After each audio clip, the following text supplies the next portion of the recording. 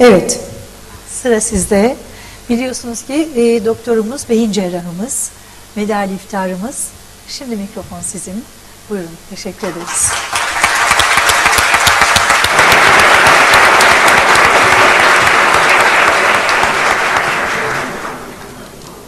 Hello and salam everybody. And Mr. Adnan Oktar's salam, greetings, and deep love and respect to all of you. Now, we have we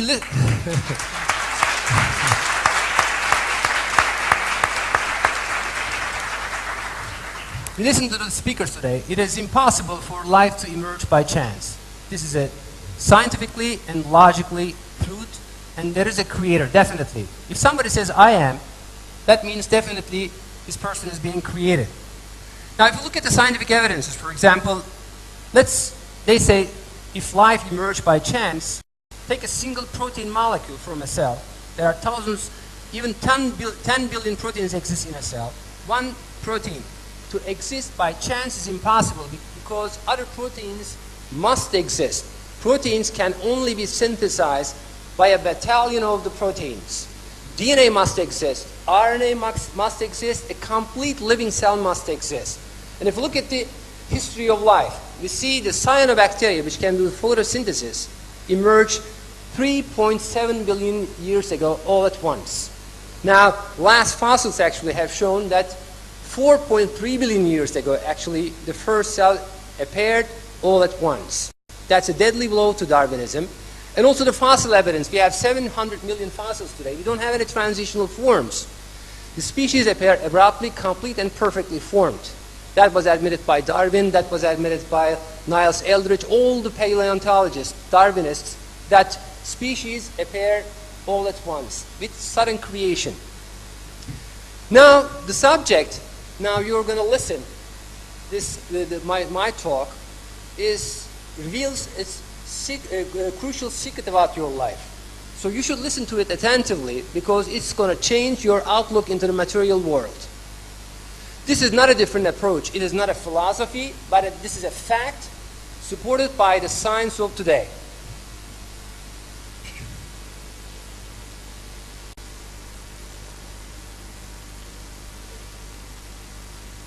Okay. The external world, we observe the external world with our five senses: the vision, hearing, taste, touch, and smell. So the man is conditioned right from the beginning that life is absolute material reality because we observe the outside world through our five senses. Now, if you look at the scientific evidences, science tells us very different. Now, I want to go out of these five senses into the chemistry and into the vision and give you the scientific evidences, what science tells us today. Now, you see a candle over here. This candle, the electrons of this candle emits photons. These are so-called rays. The photons shower our eyes, and these photons, the rays, the light, is changed through electrical signals, and electric signals only travel in the brain, and the brain interprets these electric signals as vision. So the light itself never enters the brain. The brain is isolated to light actually. It's complete darkness in the brain, only the electric signals. So electrical copy of the outside world exists in the brain. Now you see an eye over here. Okay. Let's go. I'm going to talk about a little bit about the eye structure also. The light comes into our eyes. It goes through the cornea, through the lens, through some kind of fluid inside of the eye, and it travels up to the retina, the nerve cells. These are light-sensitive cells. You see there are different layers of eye.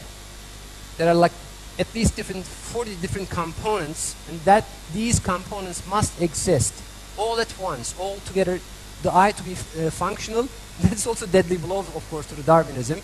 And we look at the history of life, we see the first eye appeared in the Cambrian life with 36,000 lenses, Anomalocaris. The fossil showed us 32,000 different lenses exist as an organ of the eye. This is the first eye in the history of life. Now you see some vessels. I want to pay attention to that. And a big cable. That's the optic nerve. There are no light sensitive cells over here. It's called blind spot. So we have a big blind spot in the eye. So we have a large, huge defect in the vision actually. We can't see. But we don't have any defect. If you look at it, we see perfectly. And the vessels exist in front of the light sensitive cells. Can we stop down here? Can we stop this now? Okay. This is the optic nerve, blind spot. These are the light sensitive cells, but in front of these light sensitive cells there are 2 layers of different cells and 1 million axons. So the light sensitive cells are actually blocked by 2 layers of cells and these axons, 1 million axons. And in front of that we have vessels. So you know what? It is impossible for eye to see. It is God created this way. Technically and scientifically, the eye cannot see. Now, let's go further actually. Of course, we have a vision of nature, the birds, the flowers, and the universe. The stars are right inside himself in the center of the vision of his brain. So we have a feeling of space. For example, now you're in a conference room. Now you'll see the screen. Are you in the conference room? No. The conference room is inside you, inside your brain actually. But we have the feeling, the sense of space inside the brain because of the electrical copies. So, of course, I see a distance. For example, I see 10 meters, 20, 50 meters, or we can look at the universe, we see the stars, but everything at a single spot inside the brain actually. But that gives us the sense, the feeling of space. Now, we have the electrical copies. That means we can never confront the original of the matter because we can never exit the brain and take a look what is outside. So we can never confront the original of the matter. We are only confronted with the electrical copies inside the brain. So do we need an external world to generate these senses, these electric signals in the brain? Scientific answer is no. How do we know? The scientific advancement, the simulators, for example. There are simulators produced. They were put on the blind patients. These simulators, they put on the blind patients. They generate vibrating pulses in the back of their head. After a while, they started to see actually. When the camera zoomed in, they had the urge, they raised their hands to protect themselves. So you know what that means? The external world is not needed to generate senses in the brain. The second thing is, the second powerful evidence comes from our dreams. But first, George Berkeley. George Berkeley is a bishop, a devout Christian, and he's a philosopher. Let's see what he said. He said, we think that things exist because we see and touch them. It is because they give us these sensations that we believe in their existence. But our sensations are but ideas which we have in our minds. We are then deluding ourselves when we think we know the world and things to be exterior to us, since they exist only in our minds. And it's correct. The level of science wasn't that far, like today's 21st century science, but he knew it is impossible to check what is outside, and external world is just something happens inside our minds. Now I told you about these simulators. So they generate these senses without an external world. So an external world is not needed actually. What about dreams? The dreams are very powerful evidence.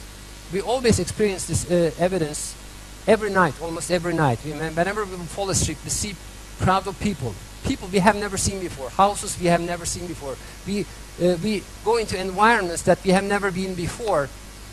And sometimes we behave against the physical laws, but we never question because there is a different memory, different consciousness. You never question. For example, I fly sometimes in my dreams, and I never say, I cannot fly because there's gravity. It is impossible according to the physical laws. Because I have a different memory, different consciousness in my dreams. I have a space, I see the sun, I feel the wind. But you are lying in your bed and your eyes are closed. There is no sound, no touch, nothing. Complete silence, but perfect senses. And we feel the hardness of the matter, for example. Imagine in your dream, somebody is in his dream, is trying to object his friend, saying that he cannot see the original matter. Now he puts his hand on his friend's shoulder and says, well, what makes you think that you cannot be in touch with the original world? Let's take a trip in the Bosphorus, and of course he gets into his car and starts to drive the car, feels the wind, and when he is ready to object his friend that he cannot see the original matter, all of a sudden the alarm rings and he wakes up. Now, this could be in the sleep or awake to object somebody who says he cannot see the original matter, about to object. This could be in the so-called real life. The reason why we call it real life is because it's a waking, maybe dream. And we will find out about that because we only find out about dreams when we wake up. So one day we will be woken up with death, and we will find out that all about this is another dream.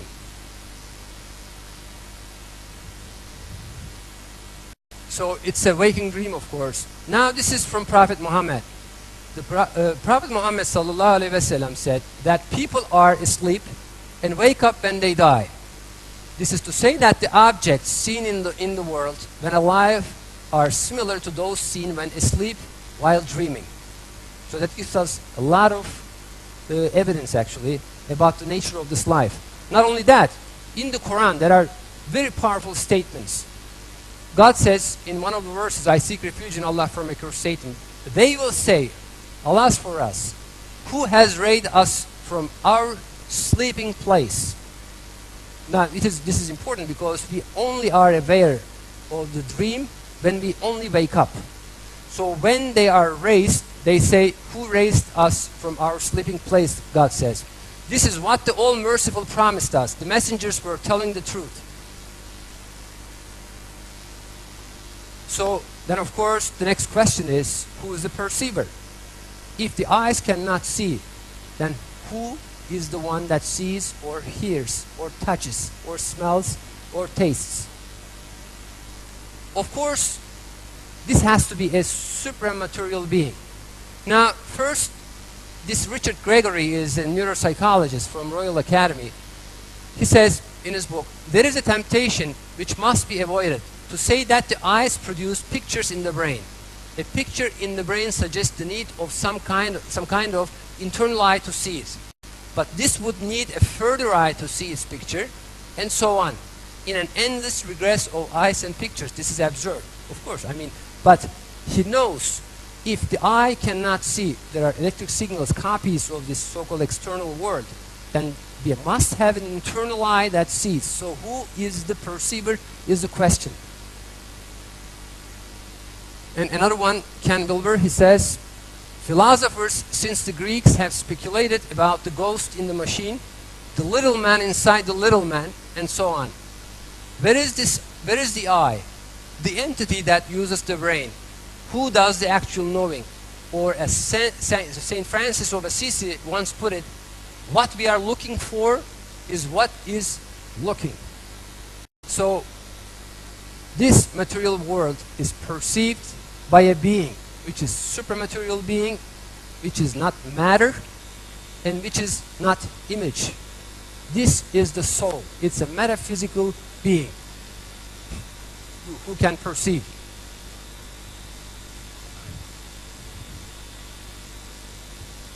Okay.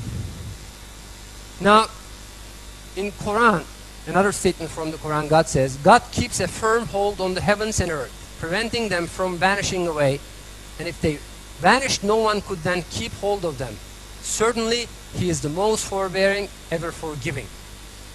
But scientifically and logically, that follows actually. And God says the same thing in the Quran. The universe is not stable. This universe, this earth is not stable.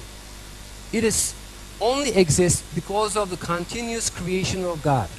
If this creation stops, all entire universe, everything disappears. Because of the ceaseless creation of the God, it exists. Otherwise, it does not exist.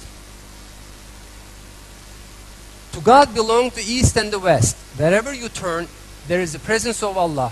For God is all-pervading and all-knowing. So, the sense of space, I explained you, scientifically only exists in the brain. The entire universe, this room, the conference room, I said, although it looks like this is the artistry of God, like exterior to me, I see your people and everything, but everything is actually happening in my brain. In my brain, in a single spot. So this is a feeling of the space. And my body is also part of this external world.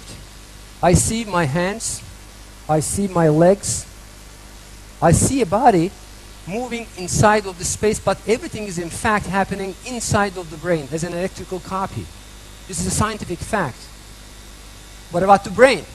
The brain is also part of this external world because we assume something exists in our head. For example, if I would take out my skull, open my skull and take out my brain in my hands in front of me, I would see a brain. If I say I see the brain in my brain, so where do I see it? Right there? The brain is there? Or I'm right here?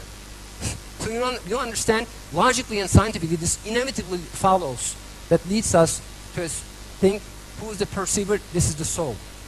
And God is not bound with the space. God created us in the dimension of time and space, but is not bound to the space and encompasses everything. Our inside, our outside, our ideas, our thoughts, everything God encompasses. So God says, wherever you turn, there is the presence of God. So God is everywhere because not bound of the space. The space is a feeling that is perceived to us. So sometimes the materialists say, materialism absolutely rejects the existence of anything beyond matter. But science is not obliged to accept such a dogma. If you look at the scientific evidences, this is not true, of course. We have seen scientifically. And a being which has an image of illusion cannot see an absolute being. We are a being with an image of, with a quality of illusion actually. So we will never be able to see God because God is absolute being. However, God sees us. And that statement is in the Quran. Eyesight cannot perceive him, but he perceives eyesight. We created man and we know what his own self whispers to him. We are nearer to him than his jugular vein. So space, of course, we live since the very beginning. I told you man is conditioned right from the very beginning that life is absolute material reality. We have the feeling of the space and time, but God is not above that, and this is only created actually, as a feeling, as a sense for us. Does it exist in reality? No, I said the conference room inside me, so there is the space then. In our dreams, we lie in the bed, we drive our car, we travel from Istanbul to Ankara or to New York, we fly in the airplane. So are we moving in a real space? Not at all, but only we discover that when we wake up. So when we will be woken up, then we may discover that this was another dream also. Now, it's also a scientific fact, also another statement from the Holy Book, that our movements, all our actions are created by God. Now, I will give you first the scientific evidence, then I will read this verse to you. There were experiments done in Berlin, Bernstein. It's a very famous labs actually. They have done experiments on several people. They put these people into the MR scan. It's a different MR scan. It's called functional MR scan. It shows wherever is electrical activity in the brain, it shows immediately. So they were given two buttons actually, and they were asked to make a decision. For example, I have two buttons, and I'm going to push the right one. I decide that with my free will, okay? And then they watch that through the functional MR scan, and they record the timing of this decision. Every time these people push the button by their free will and make decision, of course, I make a decision and I immediately press the button, 10 seconds before, 10 seconds, 1, 2, 3, 4, 5, 6, 7, 8, 9, 10 seconds before, they saw in the MR scan, in the motor cortex, motor area, you know, it's like this way, it's crossed the pathways. For example, if I press the right button and I make my decision, 10 seconds before the decision, actually, this area is activated and they cannot change this decision. So who is the one who makes the decision? Who creates these actions, actually? And that fact is given in the Quran also. When you threw, it was God who threw. So God creates all these actions. God created both you and what you do. So we only have the imagination, the sense of we are doing something.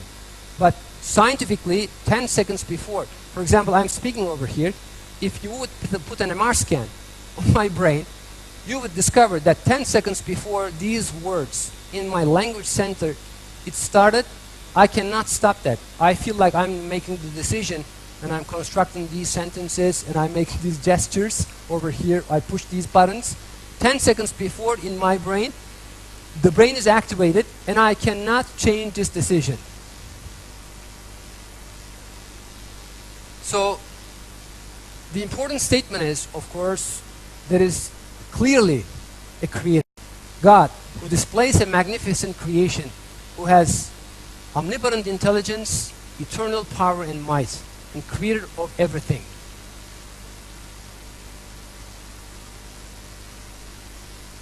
Now, another information is given in the Quran, actually. It is in the source book with us, high, exalted, full of wisdom. So our entire life, like a dream, actually is known by God. It's not known for us. That's the reason why we are being tested, because we don't know what's going to happen tomorrow, what's going to happen next week. But this is not true for the God, because time is also another perception. Let me give you another example, actually, scientific evidence. In Princeton Advanced Research Center, it's called NEC. The Einstein's laboratory, wherever Einstein worked years ago. These are very famous technical labs. They did an experiment. Wang group. Wang was who published this paper, actually. That was in the world media, in the entire Turkish media, American media, everywhere. They sent a laser beam into a cesium environment. The environment was full of cesium. The laser beam entered this environment, and you know what happened? The speed increased 300 times speed of light in this environment. So the speed comes into the environment. The light of speed, this light of speed increased 300 times. You know what happened? They observed that the light exited this environment and then entered the environment. So all these cause and effect relationship changed. So you know what I'm saying? The time worked backwards, actually. The light entered, of course, logically and scientifically, the light must enter the environment first and then exit, right? No. Because of speed increase 300 times, it exited first and then entered the cesium environment. So time, there is no absolute time. Time is another perception. There is no time for God. God created the eternal life, our eternal life, in the infinite fraction of a second and finished it. That fact is given in the holy books, actually. In the Bible, in the Quran, and in the Torah. Okay, let me finish. So, the fact is very obvious. There is a creator. We have seen Darwinism as a fallacy. There is sudden creation. But another fact, very powerful fact, is that we only observe a perception. And of course, if we ask the question, who creates these perceptions, who creates these images, it inevitably become to the fact that God is the creator of everything. If he did ask you for it, all your wealth, and put you under pressure, you would be tight-fisted and it would bring out your malevolence. What that means is, you know, somebody who has a bank account, a car, a beautiful house, swimming pool, a boat, and travels, maybe he has an airplane, very rich, holdings, companies. He has all of this as an imagination, like in a dream, for example. So, having a great love to this and making the purpose of this life doesn't make any sense. If this is only a dream and the perceptions we are dealing with created by God, there is a purpose of this life. The purpose of this life is not having a good career, a good family, or making a lot of money. You can have this, of course, but this is not a purpose of life. You know, the purpose of this life is to gain the great pleasure of God, to live accordingly. He described that in his book. He introduces himself in the holy books, and he describes the way to live. So this shouldn't be kept secret, because this is going to change the entire life. You know, they say stress is the disease of this century. Why? Because people don't think about these facts. If they found out about this reality, of course, if they would think about the destiny and God creates everything, of course, they would be have a very secure life and never think about what's going to happen tomorrow, what's going to happen if I lose my career, if I lose my money, if I get sick, if I get old, if I die. Everything is under God's control. We understand this scientifically and logically. This is an inevitable conclusion. But there are some logical deficiencies of the materialists. For example, this is very childish. They say, if, for example, a bus hits you, you have a broken bone, then you will find out if the matter is real or not. If somebody slaps you, then you will see if the matter is real or not. Or if you have a cut and you see the blood, then you will find out. No, we don't say that only the vision is an imagination. Only the vision. The pain, the blood, the touch sensation, the sound, the taste and smell, all are created as electrical copies. We never confront the original matter, actually. This is the bus, the pain, the broken bone are all parts, and your body is part of this so-called external world, which exists which is created as a perception to your soul. So sometimes they say we don't believe in God, the materialists, because we don't see God with our eyes. But if this person, all of us, of course, and image or a quality of illusion, of course, you cannot see the eternal being. So scientifically and logically, this is an inevitable fact, and we should live accordingly. So the truth cannot be avoided. Just to finish that, God has promised those of you who believe and do right actions, and He will make them successors in the land as He made those before them successors, and will firmly establish for them their religion with which He is pleased, and give them in the place of their fierce security. They worship me, not associating anything with me. Any who disbelieve after that, such people are deviators. So God promises us good morality will prevail the world. We know this from the Bible, from the Torah, from the Quran and Islamic sources. We are living in specific times called end times. The first part of the end times is wars, violence, and the bloodshed. With the return of Jesus and appearance of the Mahdi Moshiach of Judaism and Islam, there will be a golden age. And we are living in these specific times. God controls this, and God promises that in the Quran. Now remember, I talked to you about the destiny. God created everything in an infinite fraction of a second and finished it. So the future for us is not future for the God. God sometimes in the Quran talks about the future, or the present tense, or the past tense, God talks about the future sometimes in the past tense, and sometimes in the present tense, and sometimes in the future, because the future for us is not future for the God. God created that and finished it.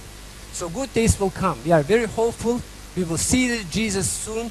We will see Mehdi, Moshiach of Islam and Judaism soon, and there will be a golden age. Thank you very much for listening.